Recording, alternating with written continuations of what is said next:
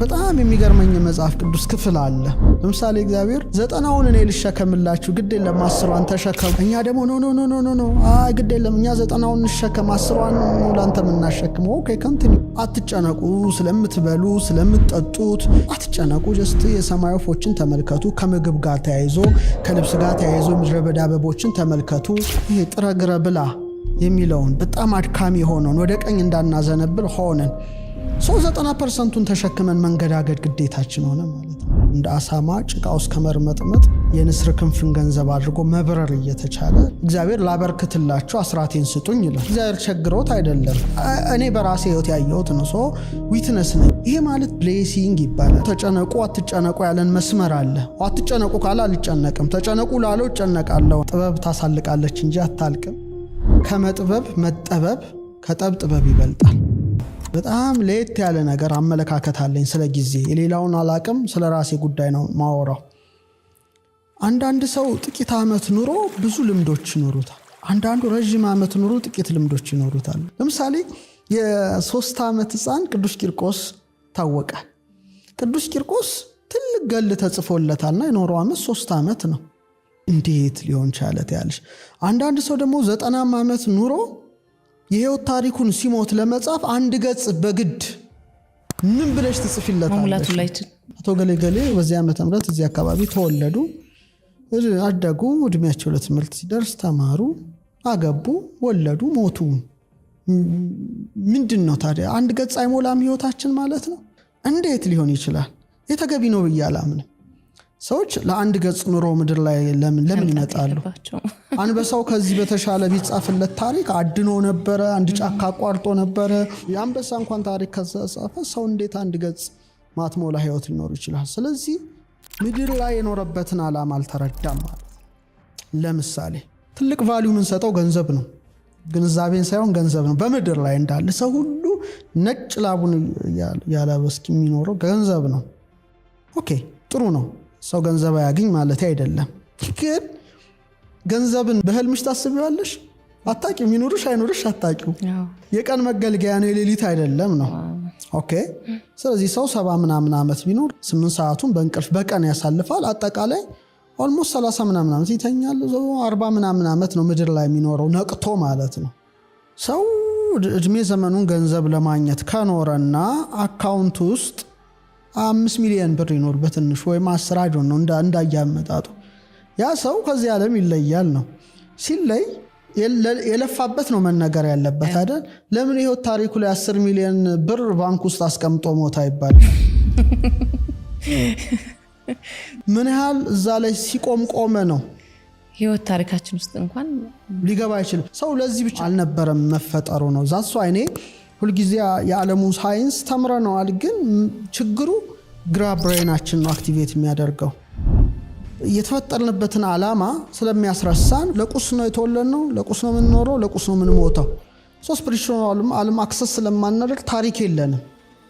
ከእድሜ ይልቅ የህይወት ኤክስፒሪየንስ ብዙ ነው አልኩኝ። ራሴን ወከየ ነው የምናገር። ይሄ ዳሴን ከንቱ ምናምን አይደለም። ለምሳሌ 16 በላይ ሀገሮች አይቻለው፣ 29 መጽሐፍ ጽፍ ያለው፣ በረሃ ውስጥ በመርከብ ውስጥ በአየር ላይ ብዙ ነገሮች ላወራልሽ እችላለሁ። የህይወት ታሪክ አውራ ብባል ከኖርኩበት እድሜ የሆነ ነገር ፈጥኗል።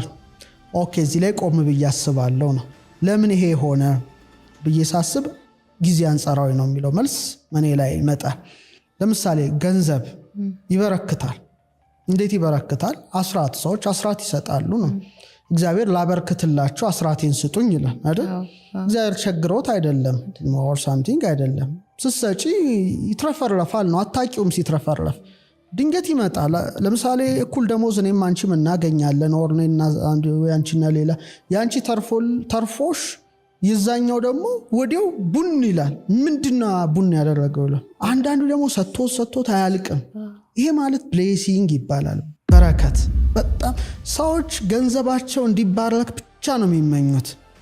ጊዜም ባርከው አልፋ እግዚአብሔር ሆይ ጊዜም ባርከው ካልሹ በጣም በጥቂት ጊዜ እጅግ ብዙ ስራ ሊያሰራሽ ይችላል። በቃ እኔ በራሴ ህይወት ያየሁት ነው። ዊትነስ ነኝ፣ አንድ ምስክር ነኝ። ለምሳሌ በጣም የሚገርመኝ መጽሐፍ ቅዱስ ክፍል አለ። ሐዋርያት ክርስቶስ ሳይጠራቸው በፊት የተለያየ ሙያ ያላቸው ናቸው። ለምሳሌ ታክስ የሚሰበስባል ማቴዎስ፣ እነ ጴጥሮስ እና ዮሐንስ አሳ አጥማጅ ናቸው። ሌላም እነ ቶማስ የግንብ ስራ ወዘተርፈ፣ ሉቃስን ብትዩ ሐኪም ነው። የተለያየ ሙያ ናቸው ነው። ሰው ይጠራቸዋል። ሲጠራቸው ህይወት ተለወጠ። ያቺ ሞመንት የህይወት ቁልፍ ትለወጣለች። ምንድነው የሆኑት? ሱፐርናቹራል ነገርን ኤክስፒሪየንስ ማድረግ ጀመሩ። ምሳሌ እንዳይረባቸው ህብስት በርክቶ ይበላሉ። በቃ ቀረለ ማለት ልፋት ቀረለ ነው።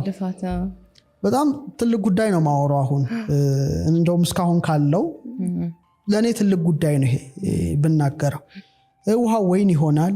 ባህር ላይ እንምጣ ሲሉት እነ ጴጥሮስ ነው ይላቸዋል። ነፋስ ሲገሰጽ ያሉ ሙሴ ብርሃን ሲበራ በጣም ስፍር ቁጥር የሌለው ደግሞ አጾሙም ወይ ሲሏቸው ሙሽራው እያለ ሚዜዎቹ አይጾም ይላቸው እና የነበሩበት ህይወት በጣም በቃ አይተውት ማያውቁት ነው። ከስቅለቱና ከትንሳኤው በኋላ ጥቂት ሲለያቸው አሳ ለማጥመድ ሌሊቱን ሁሉ ይታገላሉ ነው። የትግል ህይወት ነውና ዓለም ለኔ እንደዛ ሌሊት ሆኖ የሚታየኝ ዳይሜንሽን አለ። ትግል አሳ ግን የለም። መታገል አሳው ግን አይገባ። በኋላ ንጋት ላይ ወደ ውሃው ዳርቻ ጌታ ይገለጻል። ንጋት ራሱን ችሎ ትርጉም አለው እና መረቡን በቀኝ በኩል ጣሉ ይላቸዋል። እና በቀኝ በኩል ሲጥሉት 153 ትልልቅ አሳዎች ተያዙ። የቀኝ መንገድ በጣም ቀላል አይደለም። ግራ ሌላ ነው፣ ሌፍት ልፋት ነው፣ ቀኝ ራይት ነው። አሳውን ደግሞ ጠብሰን እንበላለን እናዘጋጃለን እንዳይሉ ሌላ የተጠበሰ አሳ ማን እንዳዘጋጀው የማይታወቅ ህብስት አለ እና ተለወጠ ነው። ኦኬ ያ ከሆነ ሰዎች ስጋዊ ማንነታቸውና መንፈሳዊ ማንነታቸው ማዋሃድ ከቻሉ በዚህ ልዕልና ደረጃ አሉ። አሁን ግን እየተከተልን ያለነው የግራውን መንገድ ነው። ለምሳሌ እግዚአብሔር 90ውን እኔ ልሸከምላችሁ ግድ የለም 10ዋን ተሸከሙ አይነት ነው። እኛ ደግሞ ኖ ግድ የለም እኛ 90ውን እንሸከም 10ዋን ነው ላንተ የምናሸክመው። ኦኬ ኮንቲኒው። አጠቃላይ ቅዱሳት መጻሕፍትን ትምህርት ስትመለከቺ በዚህ ዓለም ስላለው ጉዳይ እንድንጨነቅ አልተፈቀደልን። አትጨነቁ ነው በጣም ትልቁ ሜሴጅ። አትጨነቁ፣ ስለምትበሉ፣ ስለምትጠጡት፣ ስለምትለብሱት አትጨነቁ። ጀስት የሰማይ ወፎችን ተመልከቱ። ከምግብ ጋር ተያይዞ ከልብስ ጋር ተያይዞ ምድረ በዳ አበቦችን ተመልከቱ። ሰሎሞን እንኳን ከነሱ እንዳንዱ አልለበሰም። እናንተችን መንግስቷና ጽድቋን ፈልጉ፣ እኔችን ቀድጃታለሁ፣ በዚህ ምንም የምታጡት ጉዳይ የለም ባካችሁ አይነት ነው።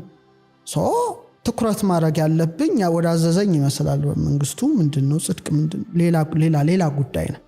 ኦኬ አሁን ግን ዓለም እንዲገለበጠችብን ያን ጉዳይ ያን ሪያሊቲ ነው። አይሽ መነሳንሱን ወደ ግራ እንደምናዞረው ይሄ ጥረ ግረ ብላ የሚለውን በጣም አድካሚ ሆነን ወደ ቀኝ እንዳናዘነብል ሆነን 90%ን ተሸክመን መንገዳገድ ግዴታችን ሆነ ማለት ነው። ብሌሲንግ የለም ላይፋችን ላይ በረከት የለም። በቃ ምንም የለም። ትደክሚያለሽ፣ ትለፊያለሽ፣ ነጭ ላብ አልብጥ እስከ ሞት ድረስ ትጓዣለሽ። ይሄን ኤክስፒሪየንስ ማድረግ አቺ። ምክንያቱም እሱ ያለን ሌላ ነው። ተጨነቁ አትጨነቁ ያለን መስመር አለ። አትጨነቁ ካለ አልጨነቅም፣ ተጨነቁ ላለው እጨነቃለሁ ነው። ስለዚህ ይሄን እሰጥሃለሁ የሚጨመርልሃል። ይሄ ምድራዊ ላይ ያለውን ጉዳይ ዓለም ማየት የሚፈልገውን የሚጓጓውን ሁሉ እሰጥሃለሁ፣ አትጨነቅ ልጄ፣ የኛውን ተጨነቅ ካለኝ አምላኬ አልፋ እግዚአብሔር ነው ይሄን ያለው። አደምጠዋለሁ። ካደመጥኩት የኔ ሪያሊቲ ሌላ ነው። አንድ ዓለም ላይ እንኖራለን። እኔ የምኖርበትና አንድ ሰው የሚኖርበት ሪያሊቲ ይለያያል ነው። ልክ እንደ ቀኙና ግራው መንገድ ነው። ግራው ትግል ነው፣ ይታገላል እያለ፣ አንዳንዱ ደግሞ አይታገልም። ለምሳሌ ሁሉን ጥለው የሄዱት እንተመልከቻቸው። በረሃ ውስጥ አይራቡም እኮ ምግብ አይደል የሚፈልጉ። ምግብ ከፈለጉ አንዱ መልአክ ተልኮ ልክ እንደ ኤልያስ ህብስት ይመግባቸዋል። ያ ደግሞ በማዕዛን ብቻ ይረካሉ። በቃ ዛሱ አይ ምግብ ከቆመ እነሱ ማየት የሚፈልጉት ሌላ ሪያሊቲ ነው። ብርሃን ሲወርድ፣ መላእክት ሲወጡ ሲወርዱ፣ ሌላ ምድር ላይ ሆኖ ጀስት ሄቨንን እንደማጣጣም እንደ ያዕቆብ ተኝቶ ድንጋይ ተንተርሶ የወርቅ መሰላል እንደተመለከተው ምድር ላይ ሆኖ ረቂቁን ዓለም ያያሉ ነው።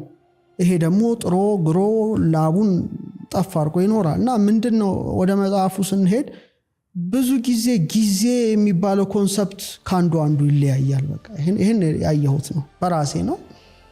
ሌላው አይመለከተኝም። በዚህ ላይ አንድ የራሴ የሻራ ያለኝ ሰው በመሆኔ ማለት ነው። ስለዚህ ሰዎች ጊዜያቸው እንዲባረክ እግዚአብሔርን ቢጠይቁት፣ ጥበብ ታሳልቃለች እንጂ አታልቅም። በጣም ሰፊ ዓለም ነው። በጣም የሚያስደስት ዓለም ነው። ከመጥበብ መጠበብ ከጠብጥበብ ይበልጣል። ይህን ብቻ ቢይዙ በቂ ነው እና ከፍ ብለው እንዲመለከቱ ዝቅ ካልሽ ዝቅታ ብዙ ጊዜ ላለው እንደ አሳማ ጭቃ ውስጥ ከመርመጥመጥ በልዕልና መጓዝ የንስር ክንፍን ገንዘብ አድርጎ መብረር እየተቻለ ለምንድን ነው? እና ሰዎች ሌላ የሚናገሩትን ነገር በጣም ቢጠነቀቁ ከባድ ነው። አንደኛ በእኛ ትምህርት ከነፍስ የሚወለዱ ነገሮች አሉ። ልብ መውለጃ ናት። ቃልን ትወልዳለች፣ ትንፋስን ታወጣለች። ስለዚህ ልብ ሀሳብ ነው። ሰዎች የሚያስቡት ራሱ ኃይል አለው እንኳን የሚናገሩት። ስለዚህ የምናስበውን በጣም ብንጠነቀቅ ራሱን የቻለ ኃይል ስለሆነ ማለት ነው። ኃይለ ንባብ የሚባል አለ። ቃል ነው። ቃል በጣም ኃይል አለው እና የምንወረውራቸው ቃላቶች እጅግ ከፍተኛ ኃይል አላቸው። አንድን ነገር ወደ አንድ ቅርጽ የመለወጥ አቅም አላቸው። ለምሳሌ ይሄ ውሃ ቀተሽልኛል አይደለ? እስካሁን ያወራነው ነገር በጎ ነገር ስለሆነ ይህን ውሃ ደስ ብሎኝ ነው የምጠጣው። ምክንያቱም የተናገርኩት ቃል ኤነርጂ ውሃው ላይ ያርፋል ነው። ጀስት ሜሞሪውን ይይዘዋል ነው። ለምሳሌ እናት አባቶቻችን ጠበልን ውጭ ያስቀምጣሉ። ጀስት ለምን? የምንናገረው ነገር ውሃውን ያረክሰዋል ነው፣ ይበክለዋል እና አንቺ ያድነኛል ብለሽ የምትጠጪው መልሶ ይገልሻል ነው። ስለዚህ የምናወጣው ቃል ራሳችን መልሶ ይገለናል ነው። ምሳሌ ጃፓናዊ ሳይንቲስት እንዳደረገው ማለት ነው። ውሃ ላይ ጥሩ ቃል መጥፎ ቃል ጽፎ ድጋም አደረገ ነው። ሪሳይት ያደርጋል። I love you, I hate you ፖዚቲቭ ወርድስ ኔጌቲቭ ወርድስ። ከዛ ጥሩ ቅርጽ የሰራው መልካም ቃል የተነገረበት ውሃ ነው። ክፉ ቃል የተነገረበት ውሃ በጣም በ24 ሰዓት ውስጥ ነው የተፈረከሰው። ስለዚህ የሚፈረክሱንን ቃላት ብንጠነቀቅ ጥሩ ነው። በጣም አንደበታችን ቁጥብ የተረጋጋ ከምስጋና በቀር ሌላ ባያወጣ እመርጣለሁ። ምክንያቱም መልሶ እኛኑ ነው የሚጎዳን ማስጠየቁ ሌላ። ሶስተኛ ኢቭን ከልብ እስትንፋስ ይወጣል ይባላል። ስርጸት በሃ ፊደል እንወከላታለን። ለአብርሃም የተሰጠው ሃ ነው። ለሳራ የተሰጣት ሃ ነው። ለእኛ ሶራ ሳራ እንላለን እንጂ በሂብሪው ሳራይ እና ሳራህ ነው። ሃ ነው የተሰጣት። ሃ እስትንፋስ ነው እና ምን ተነፍሰው ራሱ ኃይል አለው ነው።